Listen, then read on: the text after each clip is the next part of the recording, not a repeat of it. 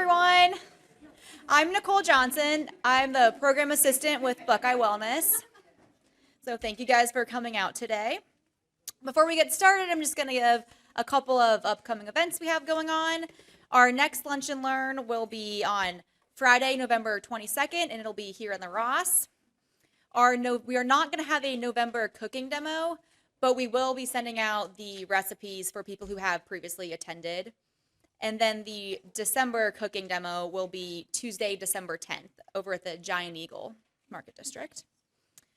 On December 18th, our Dodgeball Classic is back, so you guys can start getting your teams together for that. We always have a great crowd, very fun event. I would highly recommend it. And for our presentation today, after she speaks, we'll do about 10 minutes at the end for questions, so if you wouldn't mind kind of holding your questions until the end, we'll get to them then. So now for our speaker today, we have Helka Casey, is a licensed professional clinical counselor with the Employee Assistance Program. Prior to joining Ohio State this past July, she has counseled in many settings, including public mental health, a partial hospitalization program, and private practice. She is very excited to be a part of the robust wellness community here at Ohio State. So please join me in welcoming Helka. Thank you, thank you. Oh, here, is this thing on? Am I on? Do you hear me? Am I fabulous? Thank you. All right, welcome. Thank you very much to Buckeye Wellness for inviting EAP to talk about this lovely discussion on coping with workplace change. Let me do a change. Boom, there's my graphic. Isn't that gorgeous? Take a moment. That's me, Helka Casey. I'm the only Helka on campus, so if you ever need to email me, just go to one source, Helka, boom, I'm there. Super easy. I still can't believe on such a multicultural campus, I'm still the only Helka. So just to let you know a little bit about our objectives today is to understand the trends in today's workplace. Maybe you didn't think about that, but we're going to kind of shed some light on that.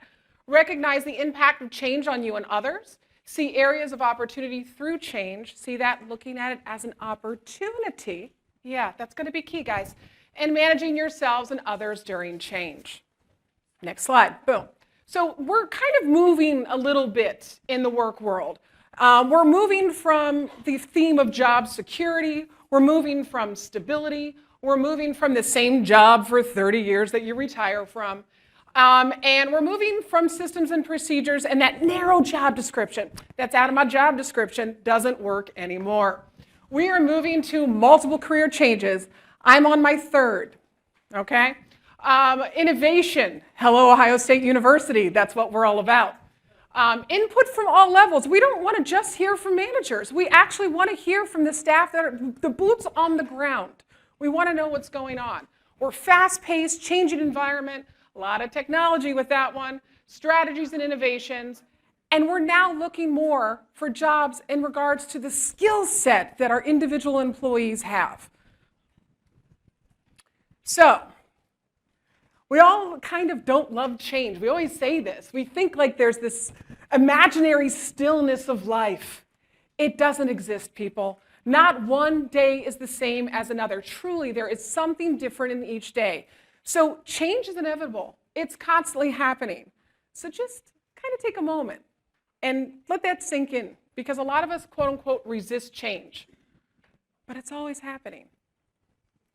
So uncertainty, that's the big issue with change, and it's disruptive. We like things to be predictable and familiar. We like to feel we have some control or the perception of control.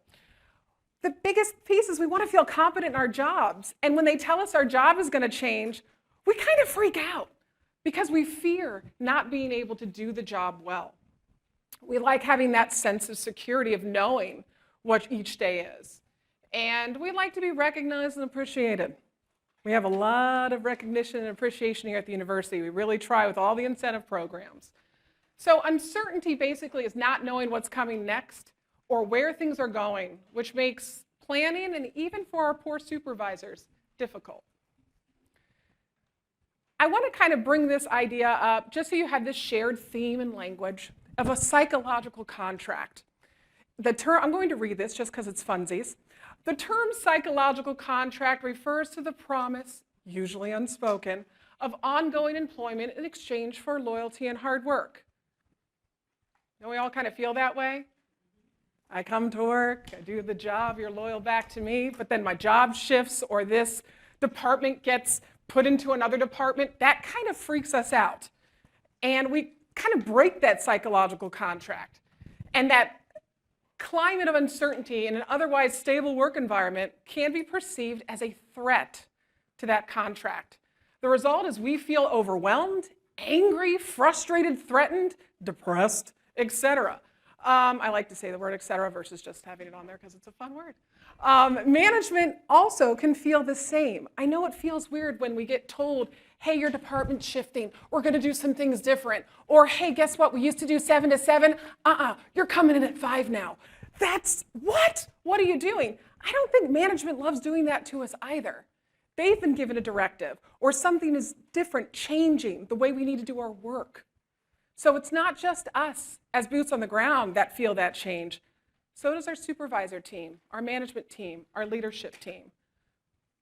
So when there's that disruption from the psychological contract, this can really bring on those feelings of anxiety, frustration, and concern. That uncertainty creates this lovely little place called the neutral zone. I just think it sounds cool. The neutral zone is a place of sorts where people feel disconnected from the past, emotionally unconnected to the present, and unable to envision that future. Anxiety rises, motivation fails.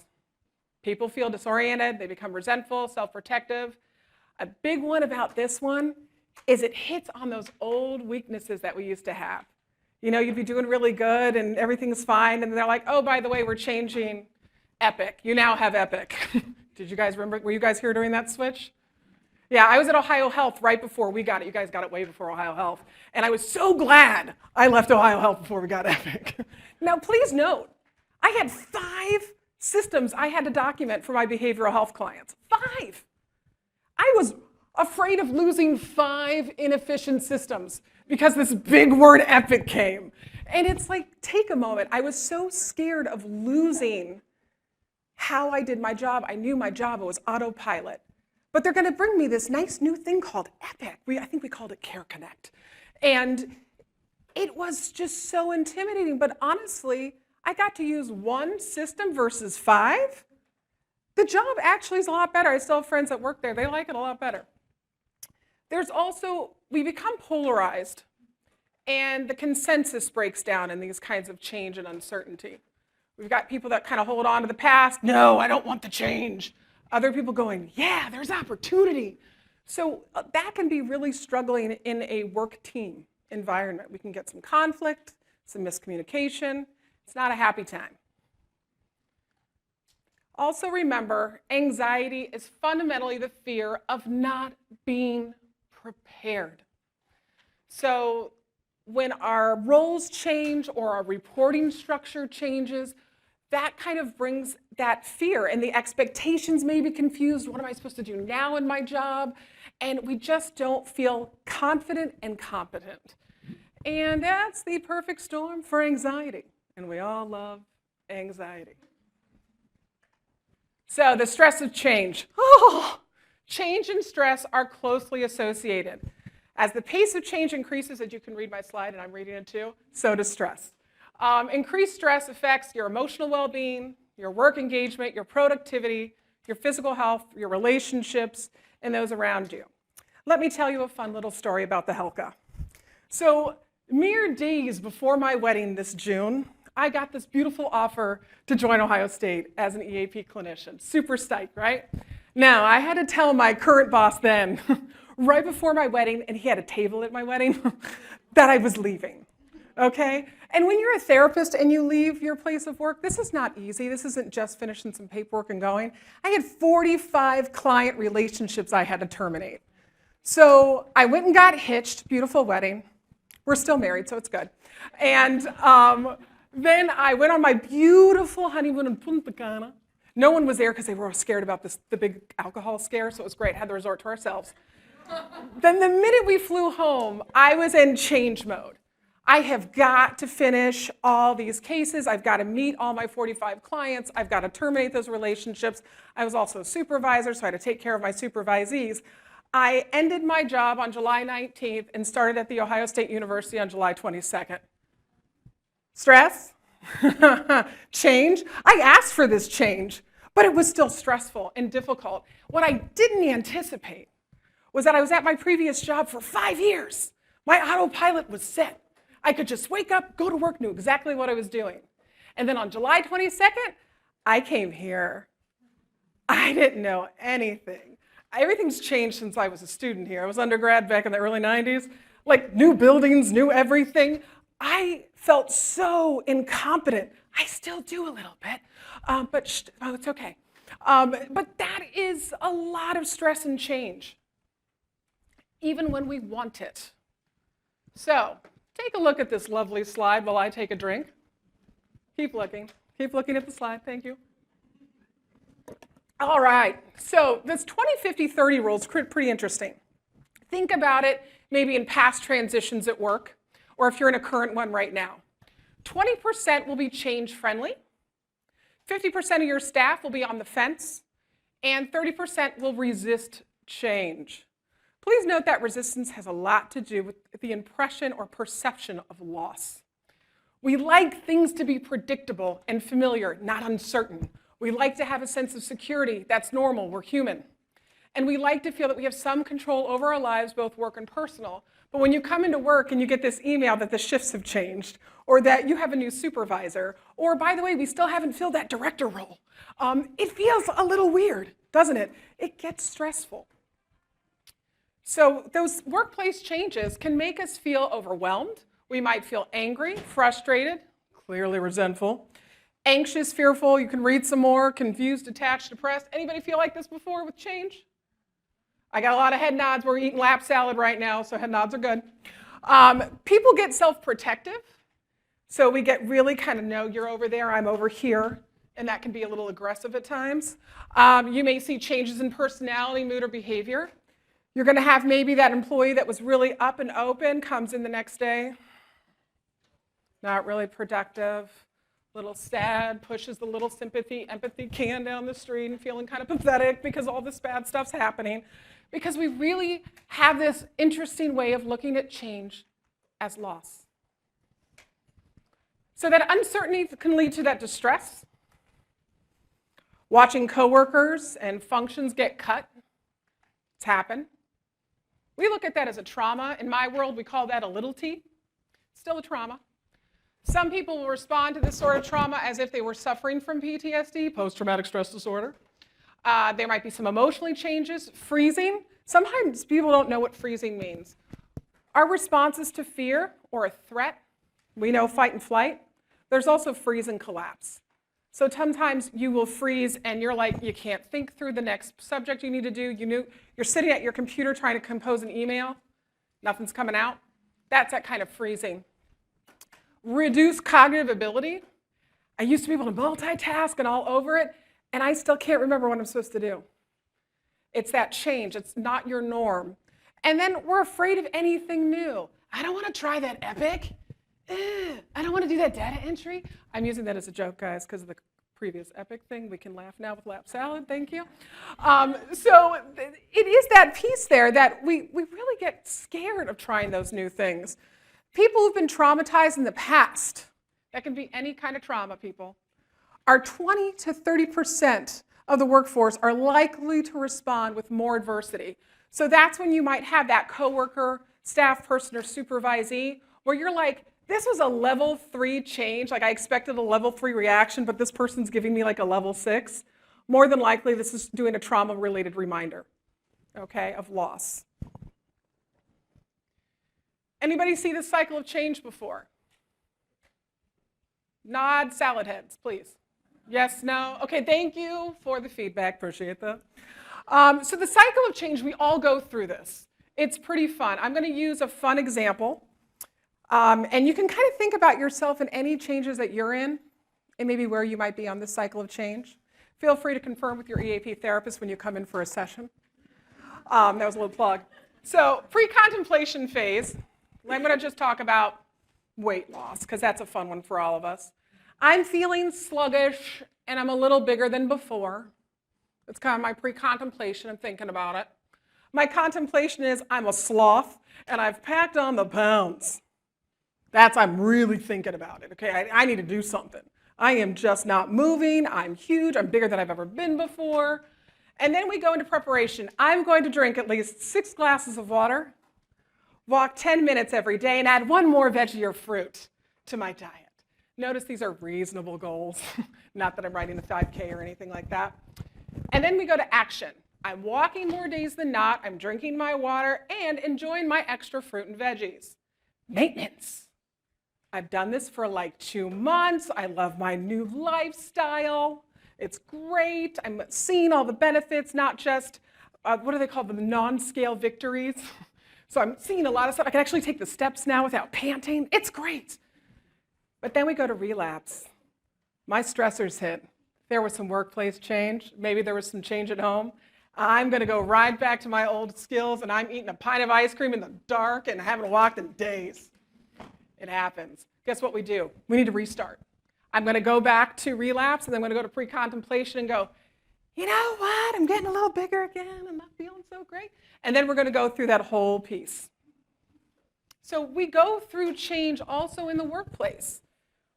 OSU doesn't just go, how can I ruin your day today? Okay? Your supervisor doesn't come to you, how can I ruin your work schedule and your work-life balance? Okay? There's bigger things going on. And so it's not personally to attack you. We're constantly trying to find more innovative ways to work. It's what we do. And guys, you're at Ohio State. We're doing research for what? To do the same thing? No, to do new things. That's what we're doing here.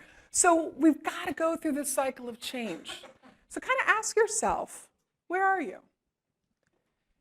It is not the strongest or the most intelligent who will survive, but those who can manage change best. Notice I said that a little differently. That's what this is. Change is hard. We have to adapt, and we have to learn how to get through that. Oh, wait, a moment here. I was talking with another department. I was making sure I did put this note in. And it was really cool. I was talking to them on the phone about what's going on for them. And they used the term agility instead of change management. And I like that because that agility really speaks to flexibility. It's okay to experience the loss of change. Embrace it. Something's changing. It's okay. You're allowed to see that loss and then take that next step and go, you know what? There might be some opportunities. When I left my last workplace, 2 other people left when I did. It wasn't on purpose, but it just happened to be a mass influx, or deflux, making up words. And the staff were kind of freaked out. And because I was a supervisor and on leadership, I felt I should assist this and work it through with them. And I said, do you not see that even though you're losing us, once we're gone, someone has to fill our shoes. Someone might have to make new shoes. And you might get that opportunity. I kid you not, most of my supervisees and the staff that were concerned about that have great new opportunities, and they're doing different types of programming now.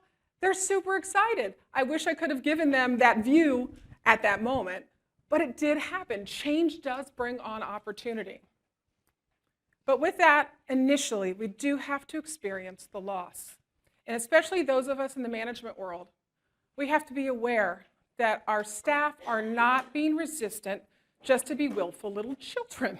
They are actually experiencing a loss. And that could be the loss of the known and tried.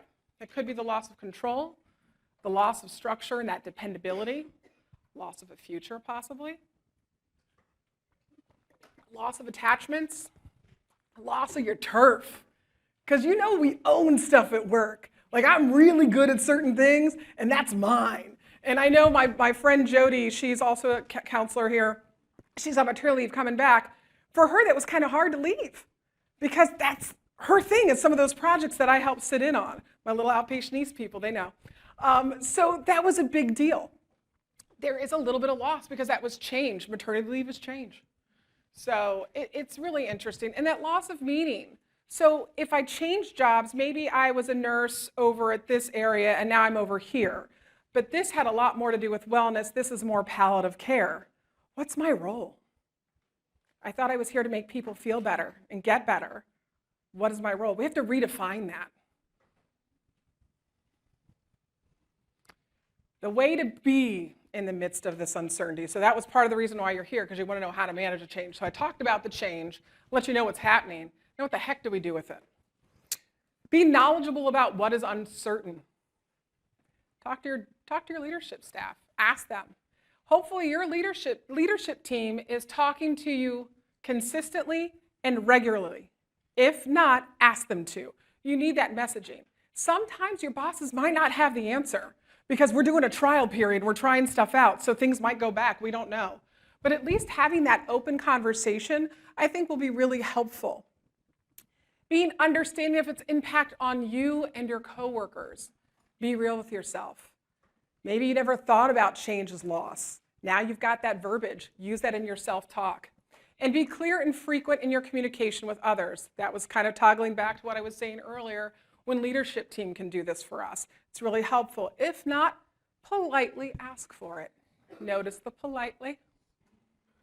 Thank you for the laughs from our lap salads. So what is in my control? This is a big thing I talk about in every type of counseling experience I've ever had with clients, because that's the biggest thing. What's in my influence? What is within my control? Because it's real easy to say, oh, you need to do this, right? We got to go, what can I do? All right, that's where the power is. We can't control others, we can control ourselves. So your attitude, your thoughts, part of you coming here, kind of getting challenged a little bit, that's a big piece. Your actions, your skills, and the skills you choose to develop. What's outside of your control? Organization's decision to initiate changes. Downturn in the economy. This evil economy thing, who is he? Economic changes that affect the organization. Intense competition affecting the organization. Guys, we got competition. We are the best, but that's what keeps us the best because we keep competing. And the technological changes in which eliminate certain job tasks and functions. That's scary. Computers are doing more and more, but they still need us skilled people, so don't forget that. What can you do? Input. Gather from reliable sources. Get good data. Figure out what's going on. Support. Reach out and give to others. That's going to your coworker and saying, I'm reading your body language, what's going on? You okay? You're allowed to do that. If you see your supervisor stressed, you can say, hey, what's happening? What's going on? Can I help? Those are ways that you can do that. Plan. What can you do that's in your control? Kind of think about that right now. Do a little inventory about your own job, your own experiences, and ask yourself, what's within my control? Communicate. That's a big one. We love this stuff in the counseling world. We actually do lots of discussions and trainings on communication. So practice responsible and respectful interpersonal and conflict resolution skills. Act to diffuse job concerns as they arise. Gossip is one of the worst things in change, because we will go do the gossip thing with our gal pals at lunch or whoever, right? And we'll talk. And what we start doing is we start building our own narrative around the change. We got no facts, but we got our opinions, right? And we start building a narrative around that, and we start, normally the brain does this, it's a negative filter. Ding, ding, ding, ding. Oh, that'll feed my narrative. I'm going to go put that over there. And what happens is you start living in this narrative as if it's fact, and you start making decisions off that narrative. It might not be accurate. Your decisions might have more risks than you're aware of. So get that information and talk with each other. The limitations, know yours and communicate your needs. If you're struggling, ask for help. If you don't feel safe with your supervisor, get someone else. Talk to a peer, mentor, do what you need to do. Or call your EAP clinician. We'll give you 5 sessions free per issue per year. We're right there in Ackerman. Just give us a call. That was the consult with EAP. Your managers, too, they call us. They ask us, hey, we've got a lot of stuff going on. I want to support my team.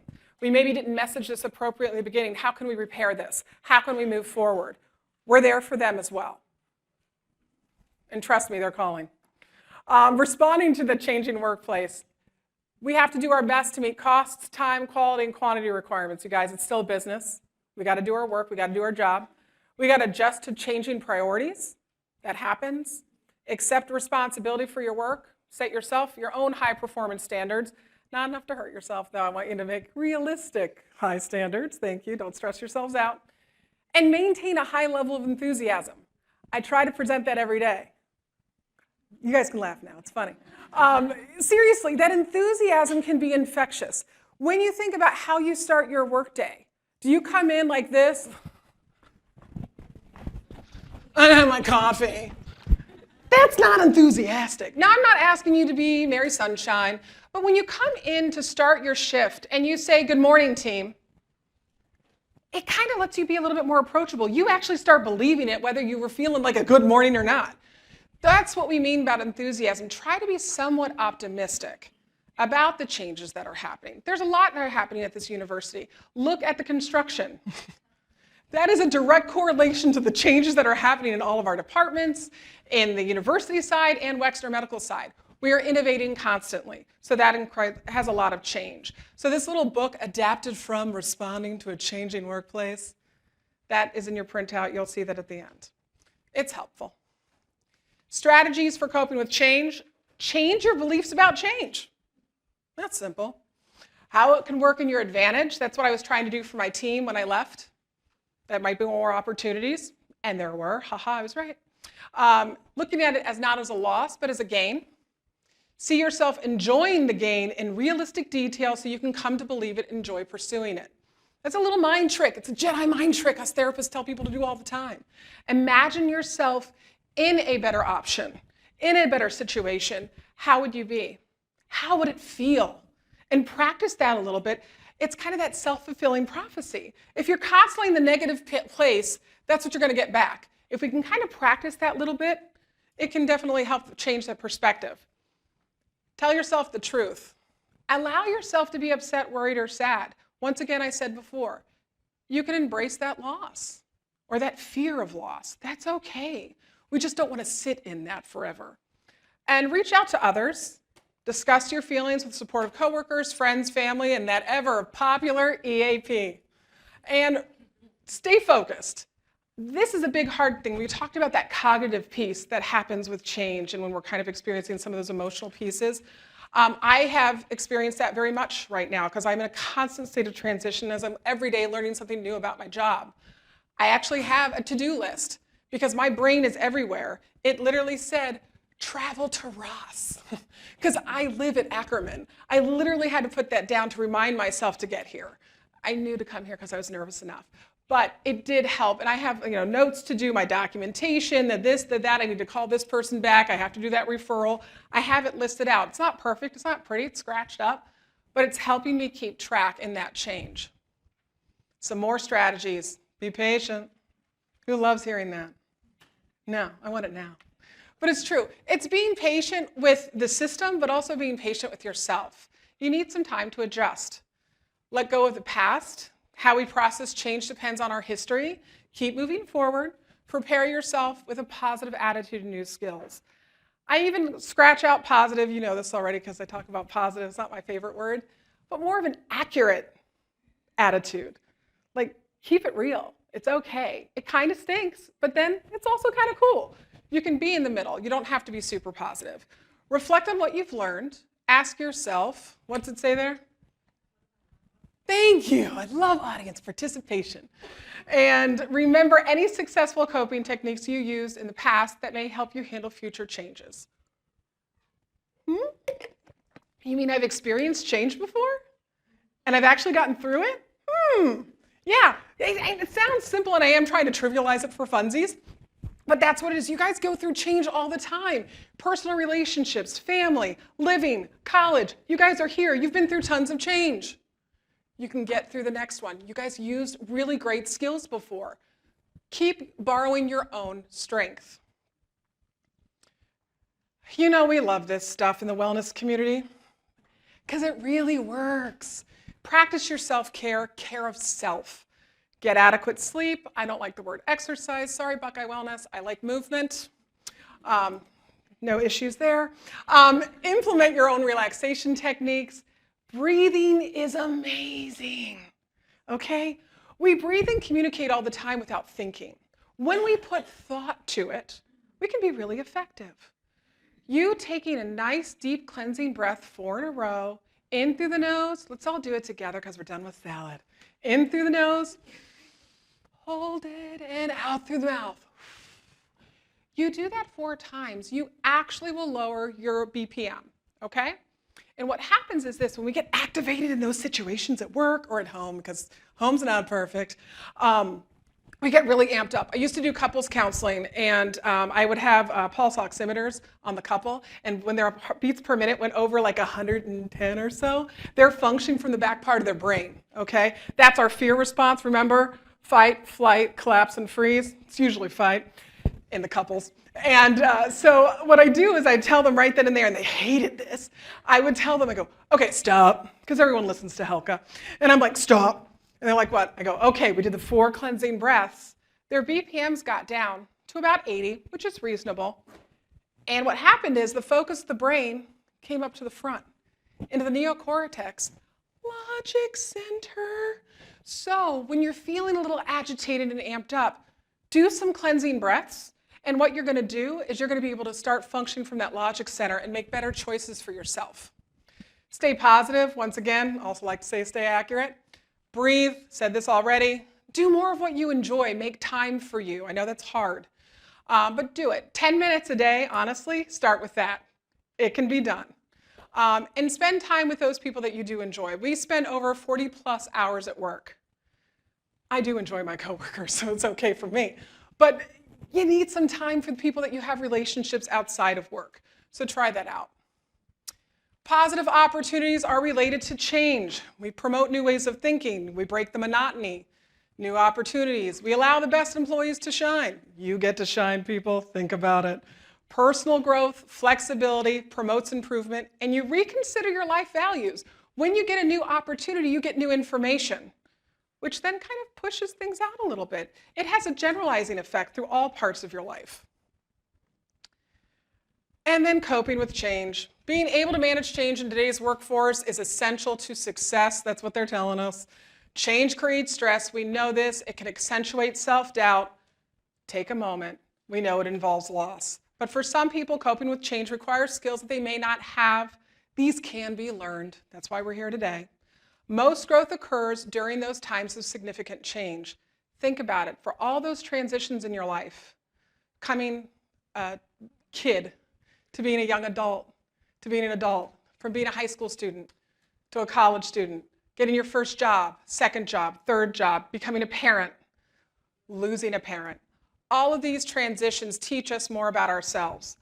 And we learn more and we get that benefit from that growth.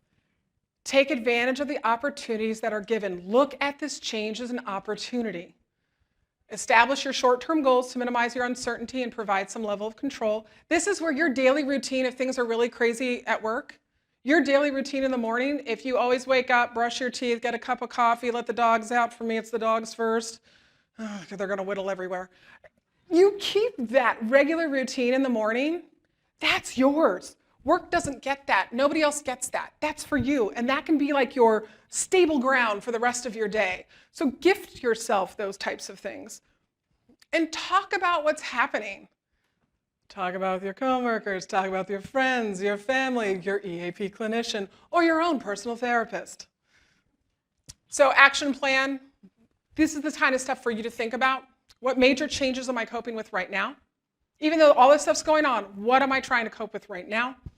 Where am I in that change process? Am I in pre-contemplation? I'm already in action plan? Oh, am I relapsing? Something to think about. What can I do to better manage my change and stress? What's worked? What's not working? It's okay that it's not working. You just got more information. It doesn't mean you're a failure. I've told other people to try journaling. They look at me and laugh. I got it, don't journal. But some people have tried it and like, it really worked. Great. If it doesn't work, it's not a failure. Try something new. What things are beyond my control that I need to work on letting go of? That's that piece, is what's within my influence, what's not, and learning to accept it. I think there's some interesting religious passages about that. I don't know. And where can I get support? I need to make these changes. Do I need to talk to my supervisor? Does my husband need to be more appreciative of my work schedule and give me that extra support and get home early to take the dogs out? Yeah, that happened. Your resources, these are great books and articles. We do a lot with managing transitions, making the most of change. I will recommend this to supervisors and people who are dealing with change. It's really nice. So these are some interesting pieces. I have not read this, but I'm very interested. The emotional agility, because I just like that word. And then other resources that we used in this presentation. You guys have access to all of this. There's us again. Sorry, we're really nice. And I want you to realize you're at The Ohio State University. This is where we incorporate our legacy and history with innovation. Brutus Buckeye looking a lot better these days, isn't he? If Brutus can do it, so can you. Thank you.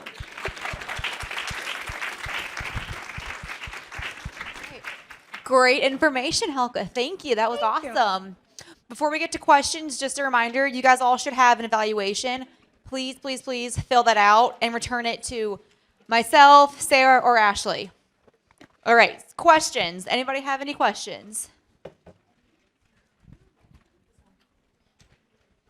Oh, nope. You have a question? I am literally asking for a friend. Literally. Sure. But I actually have a coworker new to our department, she's innovative, she's ready to make changes, but her supervisor is resistant to it. So how can she kind of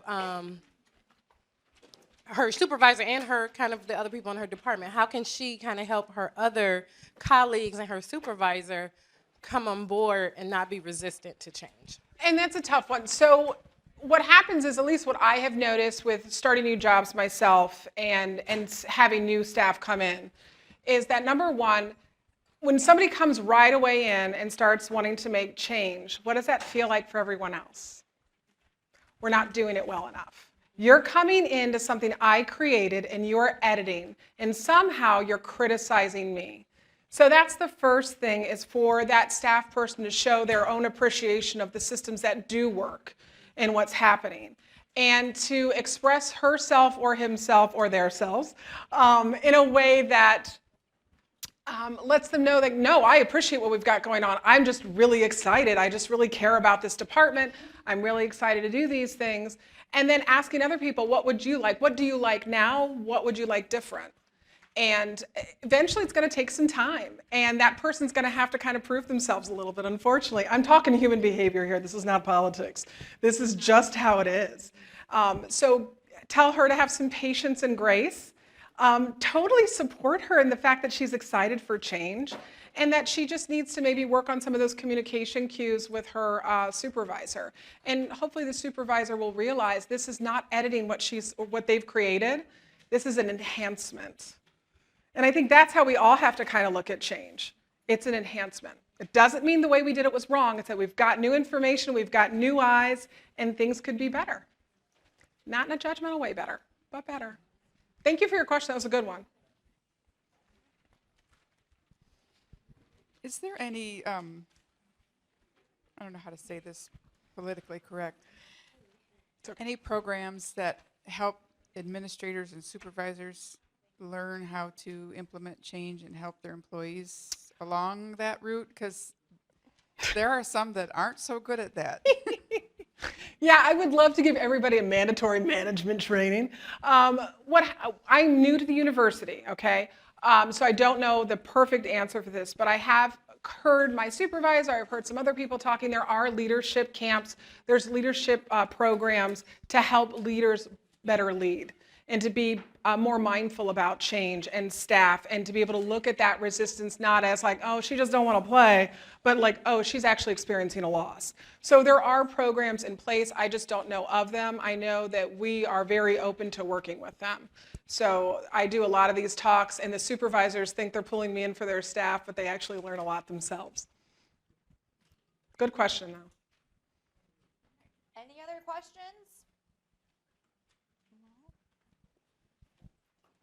All right.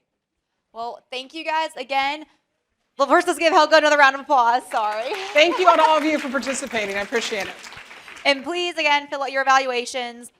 On the registration table out there, we also added some upcoming event flyers if you would like to grab those as well on your way out. Thank you.